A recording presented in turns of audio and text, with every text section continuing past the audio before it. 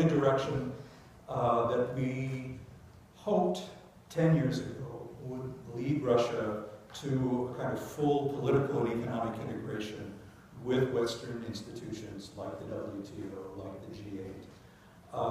And even 5 years ago, we hoped would keep Russia viewing its interests as being best served by cooperation with the United States, with the European Union.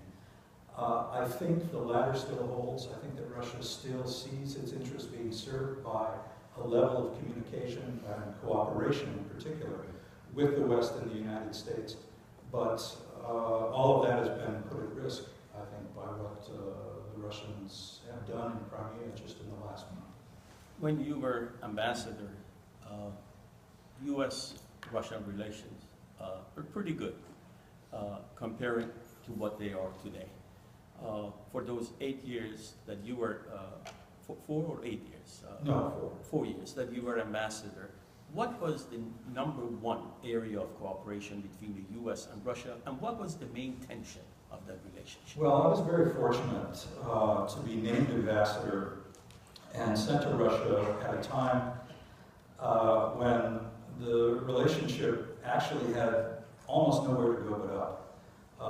I arrived in Moscow in August of 2008, just as the Russians were going into Georgia.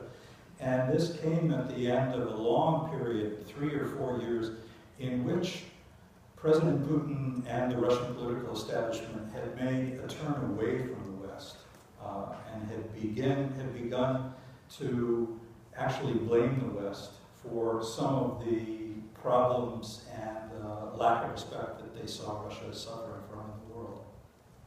So when I arrived in Moscow in 2008, I really found the relationship to be dangerously frayed. There wasn't a lot of communication going on at the highest level, and after Georgia, it was essentially extinguished. What happened then was as unusual as it was unpredictable. First, a new administration came to power in the United States. President Obama was elected, and that in essence allowed the Russians to turn the page and discard the litany of grievances against the United States, the invasion of Iraq, the cancellation of the ABM Treaty, which they could now blame on former President Bush. But secondly, and more importantly, remember at that same time, the international economy collapsed. And Russia suffered more in that collapse, which we felt here in the United States in 2008 and 2009, far more than any other emerging economy. I think the Russian ruble lost close to 20% over the course of 2 or 3 weeks. The bottom dropped out of the Russian stock market, and capital flight turned into a flood. At that time, the Russian leadership realized that they were not somehow insulated from the shocks of the global economy, that in fact they were the most endangered by it. And at that time, there was a conscious decision made by then President Medvedev, but supported by Prime Minister Putin, to reach out and try to build a closer relationship with the United States, with President Obama, with Hillary Clinton as Secretary of State. And we were able to get some important things done there. Probably the most significant and successful accomplishment was the signing of the New START agreement, which continued to build down the nuclear weapons between the two countries. Russia and America still control 95% of the nuclear weapons on the face of the earth, and Russia actually has more quantitative numbers now than we do. We have an existential stake in making sure that on that question alone, we in Russia are not arguing, we're talking and moving in the same direction. And we restarted that process as part of the reset. Russia, what we call the reset. Russia also agreed to make its facilities in Russia available to U.S. forces transiting supplies and men into Afghanistan in a way that became very important for us when our relationship with Pakistan deteriorated and we could no longer count on those supply routes from the south. The Russians opened their airspace and even allowed us to refuel at a town in the center of Russia in a really unthinkable way. Russia worked together with us and the Europeans and agreed finally to join the World Trade Organization, which is a rules-based organization that makes Russia a part of the setting of international trade rules. The problem with resets and with improvements in U.S.-Russia relations is not that they don't produce results, it's that they never last. And the reset picked the fruit that it could, did the work that it did, but by the time President Putin came back and replaced Dmitry Medvedev as president in 2012, it was clear that that period, which was, I wouldn't say an aberration, but actually characteristic of a more pragmatic tone in U.S.-Russia relations, was probably going to go in the deep freeze for a while. And that's what happened. Let me ask you one other question about history, and then we'll get to the current situation. And that is, if you have to summarize the state of the relationship between the U.S. and Russia prior to Putin's move into Crimea, what would you say was that state? Was it good, bad? How would you classify it before he made these moves? At that time, there was, I think, a desire and an attempt on the part of both countries to repair some of the tensions and scratchiness which had cropped up in 2012 and the first half of 2013. This was a consequence of a law passed in U.S. Congress called the Magnitsky Law, which sanctioned people responsible for the death of a whistleblower. The Duma, then in response, passed a law banning American adoptions.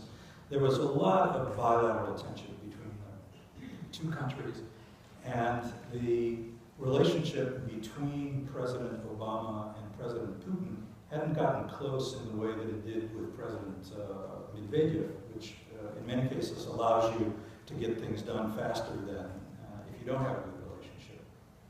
So both sides were talking about a summit meeting, which you remember President Obama canceled.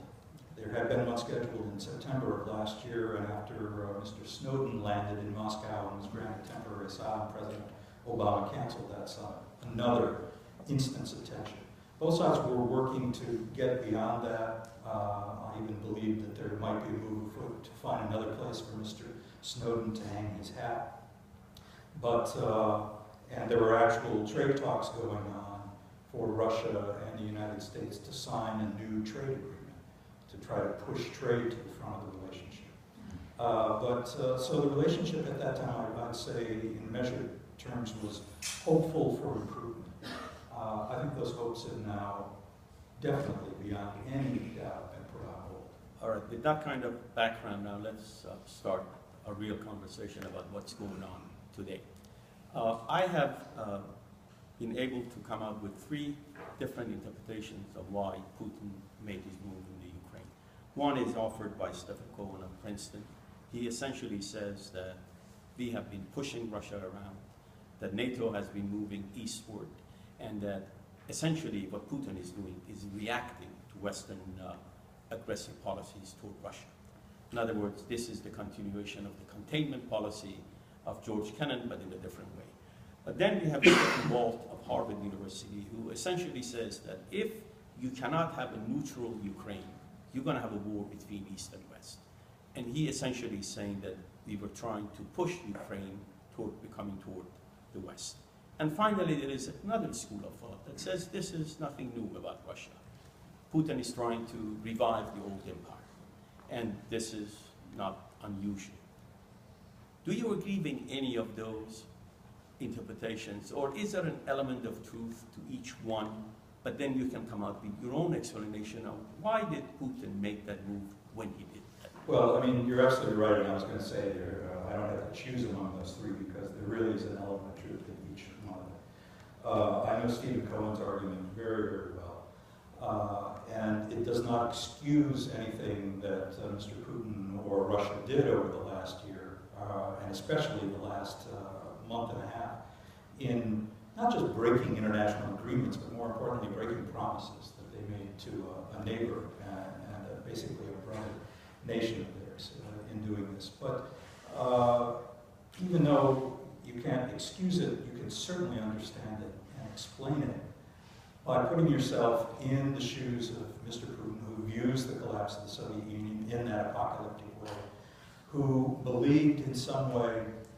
that the partnership that he sought to establish with the Bush administration in 2001 and 2002 was not reciprocated by the Bush administration, that America went its own way in Iraq, America went its own way on arms control. Again, I'm not justifying anything, but I'm saying there's definitely an element of offense being taken by Mr. Putin in all of this, no question.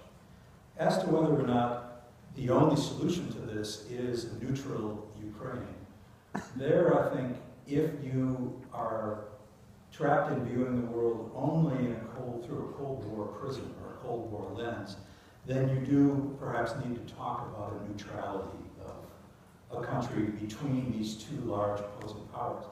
But I really reject the idea that we're fated to go back to a Cold War that looks like the Cold War we knew. That is not going to happen because Russia does not represent any kind of attractive ideology in the way the Soviet Union did. The Cold War was fundamentally based on that ideological rivalry between the United States and the Soviet Union for influence all over the world, in Africa and Southeast Asia, and in Europe. They had Eastern Europe and we had Western Europe.